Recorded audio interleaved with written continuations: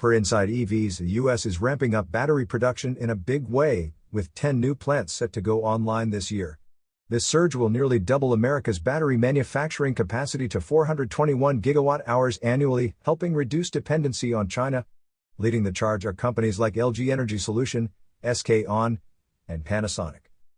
Toyota is launching a $14 billion battery plant in North Carolina this April, which will produce batteries for hybrids, plug-in hybrids, and electric vehicles. SK On is building 3 plants, 2 with Ford in Tennessee and Kentucky, and another with Hyundai in Georgia. Meanwhile, LG Energy Solution has set up 2 sites, one in Ohio with Honda and another in Arizona. Other big players like Panasonic, Samsung SDI, and Stellantis are also pushing forward with factories in Kansas and Indiana.